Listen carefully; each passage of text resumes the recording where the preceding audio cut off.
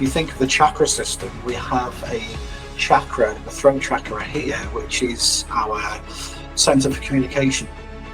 And if that chakra is blocked through the suppression of how we want to express or need to express ourselves, it manifests itself physically. So you may find that when you are trying to speak your mind or speak the truth, that you get a lump in your throat, and that is a result of you and your thoughts and your mind being suppressed. I mean, I've healed my Tourette's. What have I done differently? And all I've done is heal my trauma and work out what my trauma was and heal it. And I've even healed their trauma through me. So what it must have been like to not have a mum growing up would relate to me having a dependency on my mum, because it could symbol I don't want to lose my mum, hence why I'm 30 and I still live at home. It's all like patterns just repeating and trying to work out what the patterns are. I think there's an element of acceptance and forgiveness as well. I know my parents did their best for me. Some of the choices that were made for me weren't for my best interests, but I know that they did their best with the information and the experience that they had available to them. And that in itself can be very liberating and allows you to kind of move past blame and being the victim, and it can become quite empowering just to reframe things in that way.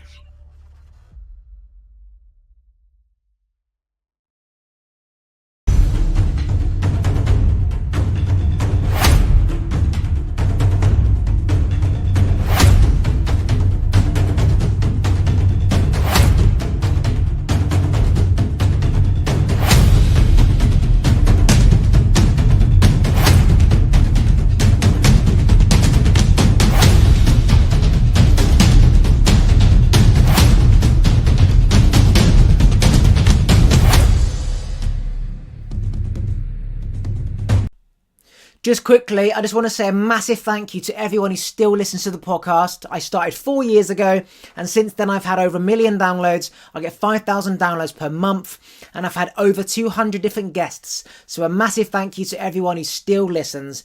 If you could please do me a favour, if you could rate and review the podcast, that will be amazing, because it helps get the podcast out to new, conscious people like yourself. And my goal is to awaken as many people around the world.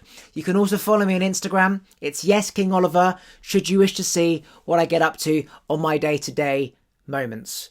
Back to the episode. So I still live with my parents, and I'm very soon about to move out in the next month. And one of the things that I've always done growing up is talk at my parents. So I had an awakening, and I learned a load of wisdom, and I changed the patterns that my parents had given to me by default. I changed the evolution, so I didn't pass it down to my kids, all of the things that I didn't want my kids to have. And as a result, because I'm so close to my parents, I am able to kind of control and influence them against them saying don't, knowing that it's for the best of their interest, and knowing that eventually, once I've done what I need to do, they are grateful and they are glad that I persisted. Going through that persistence, I am told many times, stop going on. Are you done? You don't know when to finish. And it's those moments where the magic happens. It's if I choose not to go through and push that barrier, we wouldn't get the same outcome. And I've always been told that I'm persistent and I don't know when to stop. And I've realized that that resistance is actually them almost having a breakthrough and not wanting to go inwards and reflect really deeply on what I've just said. And every single time my parents have said, stop going on, I have not stopped, because I've still got this kind of fire in me that needs to be released. And I know that if there's some more fire in me to be released, I just have to get it out. And if it doesn't feel right and I'm holding it in, I have to release it. And only then, when I've released it, am I done. And it's when I am done that's when the magic happens. So this is about always trusting that if you need to say something, get it out against all odds. It's like God, the universe and source coming through you. Get out whatever's in you. And it's like this pain of if I don't get it out now, I'm not going to be able to rest. So get all the arguments, get all the bullshit and the backlash, but know tomorrow is going to be a better day, because the outcome you wanted and the result you wanted ends up happening when you force through. That's an interesting perspective, because It reminds me of a quote from one of my coaches, where she said, what we resist persists. And if we don't have that opportunity to express ourselves truthfully and openly, that creates a knot within us. And that knot, in yoga terms, they're referred to as granthis. And these granthis, they take on a form and a shape. And these things that need to be expressed, they need an outlet. And whatever that outlet may be, particularly if we aren't allowed the opportunity to express ourselves, can come out in much more unhealthy ways, such as, my experience, angry outbursts, or through addiction, or through behaviors that might not be acceptable to other people. And that's where you create division and fragmentation, not only within yourself, but in the relationships around you. So I completely resonate with that. I struggled for many years, having gone down a particular path with my education and with my career. My parents did their absolute best for me. But I have a different purpose in life to just following the regular routine of getting a job, getting a career, getting a house. I mean, I've got all of those things now, but the career that I eventually ended up in, it wasn't the career for me. So over the past sort of 10 years, I've gone on a journey to really unravel my life and my past, and to reframe the events that have occurred in my life to create the space for me to integrate past experience, to move beyond expectation and blockage, and to create a life that is in alignment with my values, which is how I ended up teaching yoga. Yes, obviously with yoga, the great thing about that is when you move, you release tension and energy, and our voice is energy. So if we need to say something, it's very important that we say it. And growing up, if you've got parents that suppressed the child and didn't let the child speak up and say what the child wanted and how the child felt, for whatever reason, that could be because their parents never gave them the time to express, so they don't know how to get you to express, or they were just too busy working or arguing, and they didn't have the time to give that child the option to express. But all of this expression that isn't released gets stored in the body, and it builds up and it builds up and it builds up. And when we talk, we release energy. It's like that cycle of motion. You need to keep things flowing, otherwise things become stagnant. And there's an old British saying, children should be heard and not seen, or should be seen and not heard. Well, that basically says, keep everything inside you. Don't express how you feel. And as we know, the royals are very stiff upper lip, and the rest of the UK is very cold-hearted and stiff upper lip. And it stems from the royals. That's our leader. It's just get on with it. And as a result, no one knows how to express feeling anymore. Men don't know how to express what they're feeling because it's just common knowledge to just get on with it. And it all stems from, I, at some point, wanted to say something and I wasn't heard or given the chance to be heard. And so now, because I'm so aware of patterns that are in everyday life and my patterns growing up, which comes back to not being heard, I now make it my number one priority to say whatever I need to say to anybody, a friend, a partner, parents. If I speak and I feel like it's out, great, it's out. No one has to hear me talk at them. But if there is still something in me like, I need to say it, I will say it. And often, if I do get that feeling of, I need to say it, but I'm aware that I might get shouted at, it's because I'm aware that that's a trigger point, and that specific thing I'm trying to say is going to change a narrative and a paradigm, which, as I said, is where the magic happens. So diamonds are created by pressure. If you put more pressure on something, you perfect it essentially. So never just letting something stay inside you because of what the outcome might be. Get it out and trust that if you're supposed to say it, you will feel this urge to say it. And if you're not supposed to say it, you won't. And it doesn't mean you won't say it ever. It's just right now you might not say it. But really trusting that feeling of, I need to say something, and never ever feeling like you can't say it, because things build up over time. Things are unsaid, and then when they come out randomly, it's like, where did that come from? And it hasn't just come from now. It's come from years of things not being said, and just getting used to communicating, expressing how you feel. When you do that, others hopefully should feel that they can do the same with you too. Absolutely. And it's true what you say about these things being stored in the body. There's a great book, I don't know if you've come across it, The Body Keeps the Score, Bessel van der Kolk. So he's a trauma expert, a psychologist, and his book charts the evolution of psychology from sort of the mid 20th century, when he was treating Vietnam veterans, to the medicalization of depression, trauma through pharmaceuticals, to the current day, where we have this mix of the evolution of talking therapies plus embodiment practices such as yoga, such as breathwork and mindfulness and things like that. And our life experience creates an imprint within us, and if we're not allowed to express ourselves freely, again, if we come back to yoga philosophy, if you think of the chakra system, we have a chakra, a throat chakra here, which is our center for communication. And if that chakra is blocked through the suppression of how we want to express or need to express ourselves, it manifests itself physically.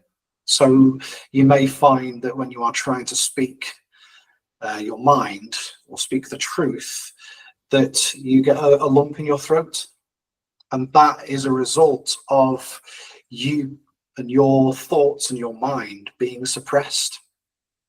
And one of the, or two of the key tenets of the of Patanjali's 8 limbs of yoga, the yamas, which are the behaviors and how we interact with people and ourselves in the world, the second yama, the second yama is truthfulness.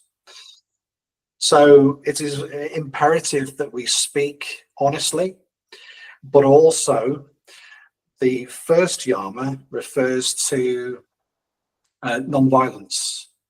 So we combine those two together and we speak truthfully, but we speak it with kindness. And if we can express ourselves truthfully and with kindness, no matter what that trigger point or that point of resistance might be for the person receiving the message, that creates that kindness, and that truthfulness creates that gateway for that paradigm shift to take place. Yeah, so growing up, I had Tourette's, and one of my symptoms was, or tics, was throat clearing and right sounds. And my dad's brothers and sisters and him all have coughing. They're always coughing every 5 minutes. They're throat clearing, they're coughing. So their mum died, committed suicide when they were young children. And so they were just sort of shipped around to neighbors and friends and family. You know, everyone in the village looked after them. And I tried to work out, why is it that we all had twitching and I've healed my Tourette's? What have I done differently? And all I've done is heal my trauma and work out what my trauma was and heal it. And I've even healed their trauma through me. So what it must have been like to not have a mum growing up would relate to me having a dependency on my mum, because it could symbol, I don't want to lose my mum, hence why I'm 30 and I still live at home. It's all like patterns just repeating and trying to work out what the patterns are. It's like, if I can't see you, you might disappear. Whereas my dad didn't have a mum, so he's like seeking a mum. So when you work out all these patterns, everything makes sense. And I look at them and I know that they've not dealt with their trauma from their mum dying, because in Asian culture, my dad's from Singapore, it's just get on with it and that's it. You know, Chinese like strength and just move on. And they all cough and they all twitch. And I'm the only person who doesn't anymore, unless I'm thinking and working shit out. But it's interesting that you mentioned specifically, if we store energy and emotion in us, it's blocked in the throat, and the shifting of coughing is about moving the energy around. And it's like, there's nothing in his throat. There's nothing in my throat. It's just, you need to move something. So when you go, there's negative, low frequency, movement, negative energy being moved in the throat. So it's almost like it's being released. High frequencies is like, it's like high frequency, but the negative frequencies are obviously vibrating in the throat. And if I feel my throat now, when I do that, it's the same frequency in the sound that my Tourette's sounds used to be. So I used to go, it was always that nick frequency of like a deep negative tone. So it's like the coughing is the same sound as the negative swear words that I was using. So it's not what do the words mean, it's what is the vibration of each word. Like love is high energy, these low frequency derogatory tones, which is vibration. And so if they're trying to move that energy, they haven't done the work within. It's still in themselves. That's why they're always coughing for no reason, because the energy is stuck and they haven't yet moved it. And I've just worked that out. It's amazing. And that low vibrational energy keeps us stuck in that place. Yes. And one of my coaches, the same coach actually, refers to the evolution of our integration as like a spiral. So we have like an emotional spiral. So it starts at the very lowest frequencies of, anger, frustration, rage, and then we come up to the higher frequencies into acceptance, and then we reach the frequency of love. And once we can start to integrate our past, it's like grooves on a record. So the deeper ingrained those patterns, those behaviors, those things that we've inherited are, the more deeply embedded those behaviors become. So being able to take a step back and almost become the observer of our behaviors and working through them through embodied practices such as movement, meditation, breath work, ice baths, talking therapies, things like that, they allow these things to shift, and we shift our vibration. It's not until that we actually take our thoughts and the emotions that are associated with those thoughts and integrate them that we can create that paradigm shift. And it is that point where we start to integrate our triggers, where we can start to shift that dense energy and transmute it into something more positive and higher vibrational. Yeah, what's coming to mind is when I first started the podcast, I was telling my story. It was like verbal diarrhea of just everything I'd worked out in the Tourette's days. It was just podcasting, talking for hours and hours and hours. It was like, bleh. And then once I got it all out, I stopped podcasting because it was out, right? Yeah. And then I realized, actually, no, I need to podcast because this is my therapy. Because essentially, if you don't release it, as we're talking about, it stays in you. Yeah. And I would tell the story of how I awakened myself and awakened my parents. And they would be like, stop talking about our lives on the podcast. And so I respectfully didn't speak about the same things that I used to, such as the things that I did to get them out of their pattern. But actually, abiding by what they're saying is the exact thing that we shouldn't be doing, which is not saying something because we are scared of the outcome or the reaction, or the shouting of, don't talk about that. Because by talking about that, things change. We've got to sit with ourselves and address shit. Yep. My parents would face each other and address all the stuff that they didn't agree on. Whereas if no one's saying anything, which is why we're here in the first place, the pattern just continues. Nothing changes. It is my pattern, which will be passed on to my children. So it's like at some point, someone has to take the shot in the head for the sake of the rest of the troops. Because if I don't face the patterns that are why I'm like I am, they will continue down, because I need answers to heal. I need answers to understand why I'm like I am. And it all comes from parents. And if our parents don't show emotion or express themselves or deal with their own shit, how do we know why they're like they are? I'm not going to know why I'm like I am if I don't know why they are like they are. Because if something happened from their parents, I need to know that to work out how I got here. But if you're not telling me, I'm fucked. So that's where the force comes in, you know, controlling and force for good reasons versus for the sake of power. Obviously, with your family, you know them, so you know what you can get away with and you know how they are. They'll be annoyed for 5 minutes and then they're happy. Past experience, say when you press them, they are listening, so then they learn, and then you never talk about it again. That's fantastic. Obviously, most people, it's not as easy as that. Most people don't really learn that quickly. And yes, a lot of worked out in this in 20 minutes, actually. But how do you get past that stage if your parents aren't willing to listen or accept or even share those things that have created those patterns in the first place? I think there's an element of acceptance and forgiveness as well. You know, if you are in the fortunate position where your parents are willing to listen and reciprocate and move beyond their triggers in the way that you've healed yourself and your family through talking, how does somebody create that healing if they don't have that sort of relationship with the parents?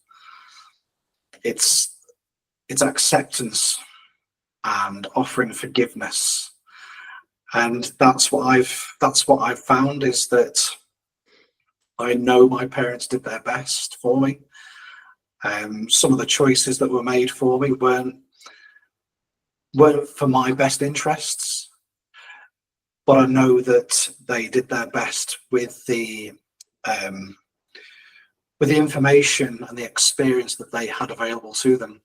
And that in itself can be very liberating and allows you to kind of move past blame and being the victim, and it can become quite empowering just to reframe things in that way. Yeah, so my answer to that is, if somebody is in your life and you spend a lot of time with them, then how they are will affect you. And if their actions are negative, then you've got a choice: spend more time with them or not. So in my situation, I'm so close to my parents that they're basically part of my life every day, all the time. And so their actions would eventually affect me to the point where I wouldn't want to be there. So now I've got a choice, or had a choice. See my old version in them, and they will see the version in me that they wish they could be, and we become distant, or take a risk and try and narrow them and change their mind, where we all move forward together. Because essentially our parents teach us and then we teach them. Just because they're our parents, it doesn't mean that we don't become their teacher. So if my parents, when I'm younger, would keep drilling something into me, do your homework, or don't say that, or don't eat this, why can't I be like, you need to stop coughing and work out your trauma, you need to deal with the emotions? Like, what's the difference? There is absolutely no difference, because if we're all just learning, whether we're a child or an adult, we're essentially becoming the better version of ourselves. And if somebody isn't willing to change and listen after constant force and like you've tried everything, then that's when you would just simply accept that these are the cards that I'm dealt with. I don't want to ruin and restrain the relationship anymore. I'm going to love you for who you are, and that's it. But if you know that certain things that you do will change their life for the better, and they know it's the better, and you know it's benefited them, and they're grateful, well, that's incredible. It's like if you've got a friend that's in debt and you can pay off his debt, if you're rich, that's a choice. You can choose to do that. If you don't have the money, then you can't. But it's very hard if you can't. That's when you accept. But if you can, then obviously I believe, which is about speaking up and being heard in the way that you need to be, do whatever you feel you need to do in that moment, because you only regret the things you don't do, not that you do. Just do what feels right in that moment until you can't do anymore. You know what I mean? I think this reminds me of where I started on my journey as well, because I was a father to a 12-month-old baby boy, and I had reached a stage in my life where I needed a new direction. I'd spent 37 years raving and DJing and not really having any kind of personal responsibility other than to myself, my partner, and to my job. And then all of a sudden, becoming a father, your life gets turned upside down, and you are forced to take responsibility because you've got a new life here to nurture. And my very first experience of healing my own life was through ayahuasca. I went on an ayahuasca retreat, and it was through that experience that I was reconnected to my inner child. And it was through that insight that I had on this retreat that I was to reparent myself in the same way that I intended to parent my son. You know, learning from the past and not going down the same route as, you know, filling him with all of my, I don't want to call them traumas necessarily, but my bad habits, my patterns, my behaviors. And it's a constant process of learning and integrating and evolving. You know, and 11 years on, I'm very grateful to say that, you know, my son, he's a very balanced young man. You know, he's a really easy child to raise, and that is because maybe we were lucky, but I think partly because of the way that we've raised him through that open dialogue and not passing on our patterns and behaviors onto him. Yeah, so it's very interesting because my childhood was a lot about me being different and going inside my head, trying to work out why I'm different and why I see the world like I do, and how everyone sees the world like they do, which is nothing like I do. And you could say that I was suppressed because my parents didn't understand me, and they didn't understand me because how they were brought up was nothing like how I was brought up in my circumstances. So every time I would want to speak out or have a need, well, they wouldn't know how to deal with it. So it would just be, stop going on, be quiet. I told you, stop going on. No. Yep. And of course, that's basically another way of suppressing my needs. I want this. No. That's why I was the devil, because, you know, you tell me no. And I'm like, why? But it all relates to, I don't know how to express my own feelings and emotions and energies. So I do not know how to cope with yours.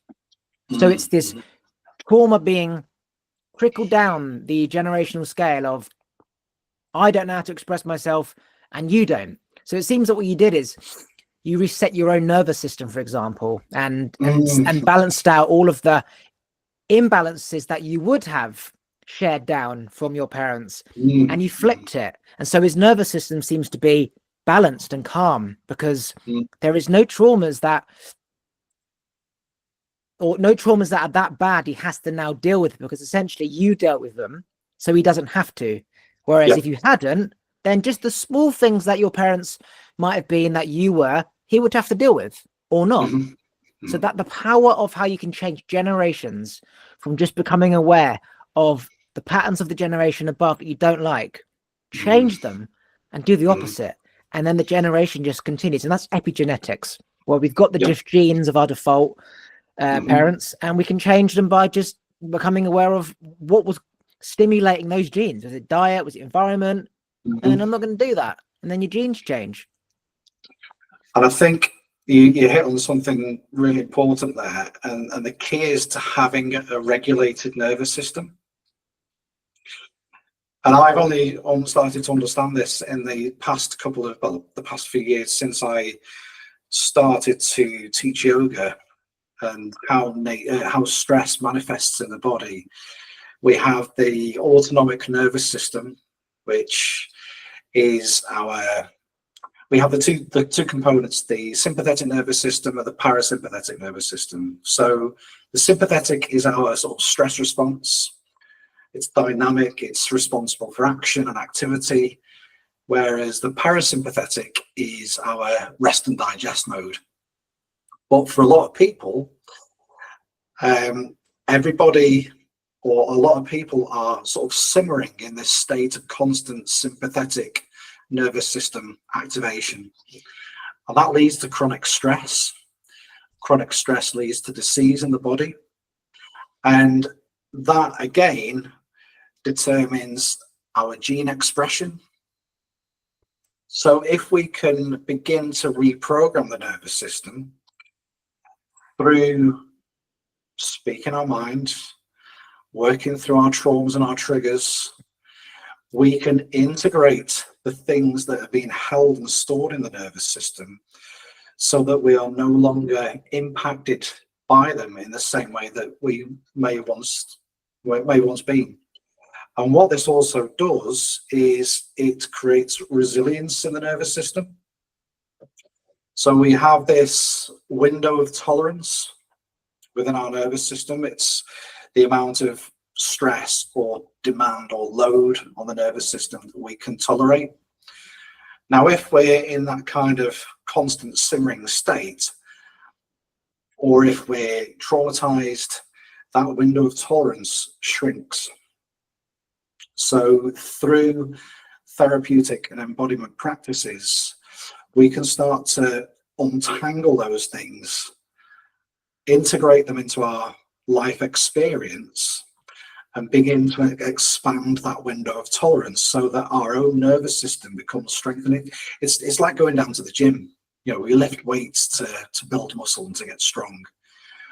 But when it comes to the nervous system, things like breathwork, yoga, meditation, they're all about strengthening the nervous system as well as the body and the mind. Yeah, so what I've realized is I've been trying to do the human flagpole on some bars in the gym and handstands, and go up from just like sitting on my legs and going up into a handstand. And I've done it for 2 weeks now. And I've done it so much that each day I can literally do the handstand a little longer and can go up a little easier and hold the flag better than the day before. So every day, my body is adapting to all these small muscle fiber movements to help me balance more. And it's the same with the sauna and the ice bath. Every day you do it, you can do like 10 seconds more. So our nervous system can adapt so quickly that if you reset it, you start again. Like the change of which we can change is phenomenal.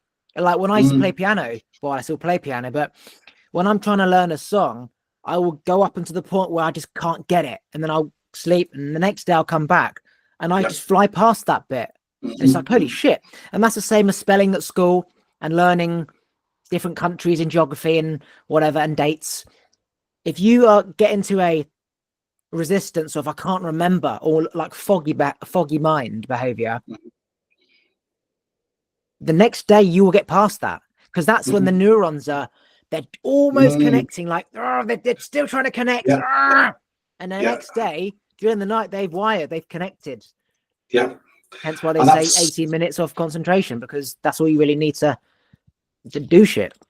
Exactly. And Joe Dispenza, his famous quote is, neurons that fire together wire together.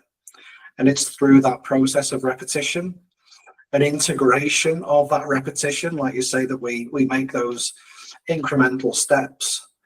But for somebody starting out on their healing journey who has never experienced any sort of integration or practice of this type, what would you say to them? Where would you suggest that they started? I would say that they need to just sit down by themselves, and whatever comes into their mind, write it down on a piece of paper. And just like a to-do list at work, categorize it all. Okay. Past stuff, future stuff, present stuff, the commentator voice. Whose voice is this? Is it a bully? Is it a grandparent? Is it the teacher? Separate all of the voices, which is basically lots of energy all on one rope with different size knots. Our job is to undo all the knots. but there has to be a method of what knots do I undo first. There's no point trying to do a job today when you've got a job you haven't done yesterday. So what I did with my healing is I went back to when I was 0 and I went through all the stuff that happened in my childhood, 3, 4, 5, 6, 7, all the way until now. Okay. And then I had all my future thoughts and I had to basically scrap all that because that was just, I can't control that. So I came back into the present. And by doing that and seeing all of my thoughts on paper and addressing them like a to-do list, I could actually remove these thoughts from my brain, because we just have so much shit going around in our head that we don't even know what's completed, what needs a bit more working out, what needs more clarity. Like when I go on my parents, I just need to say a little bit more because I don't feel like I've made my point as I need to, and I don't think you quite get it. So that little extra force means that the breakthrough comes from when you get it. So I needed to say a bit more. And this feeling of say it again means that they don't quite get it. And then when you say that last bit, they do get it, because then they don't get defensive because they get it. People are defensive because they don't get what you're saying, but it's triggering certain things.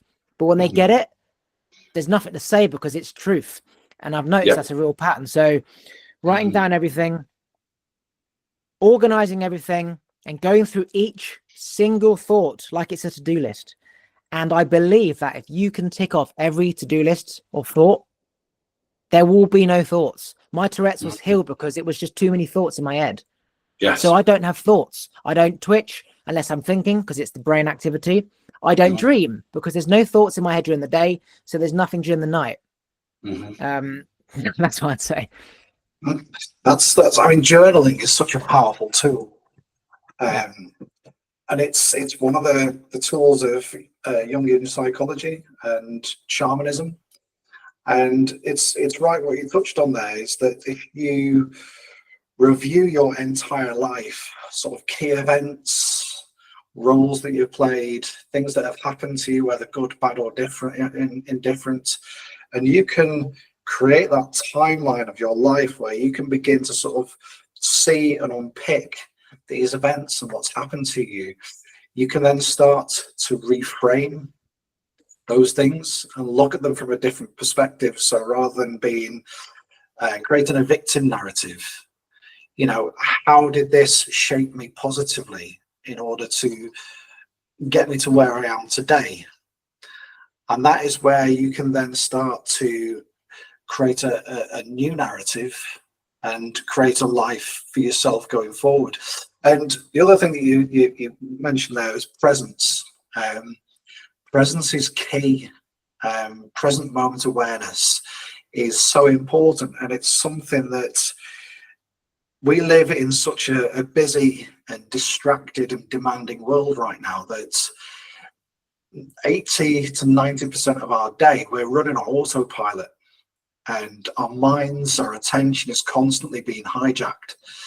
So taking time out for mindfulness activities, journaling, meditation, breathwork, yoga, all the things that, you know, I believe in and have helped me, you can create greater present moment awareness where you become less distracted, or you become much more aware of when you are becoming distracted, so that you can then take a step back.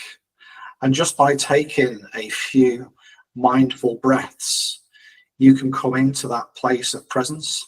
And there is nothing else that exists in this world other than the present. And far too often, you know, we can find ourselves ruminating over the past or projecting into the future. And we can't go back into the past and change it. Neither can we, you know, go into the future by forcing it. It is by being present and taking conscious action in the present moment that we can begin to create a life of fulfillment for ourselves. Yep. And on that note, we shall end that there. Is there anything you want to promote or plug? Yeah, so I am Dragon Yoga, Dragon without the O. I've been practicing and teaching now for I've been teaching now for 6 years. I've been practicing yoga for over 10 years. I do one-to-ones. I do online or in person. I'm based in Warrington in Cheshire. And in February this year, I'm launching my first men's integrated masculinity course. And this is the culmination of many years of work. When I did my yoga teacher training, I had the inspiration that I wanted to work with men, and I wanted to get more men into yoga and mindfulness and do men's work. But I didn't really know what that looked like until I found myself a coach, brilliant guy.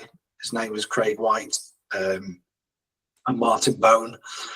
I did a 5-day retreat with them, working with the masculine archetypes: the warrior, the lover, the magician, the king, purpose, connection, wisdom, and leadership. And over the past 3 years, I've deepened my work with them.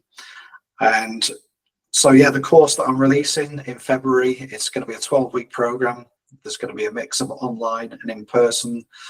But if for any man out there, or for anyone, you know, with men in their lives who may feel called to do this, who want to, you know, heal and integrate the past and cultivate presence and, you know, design their own future, this course will be a great opportunity.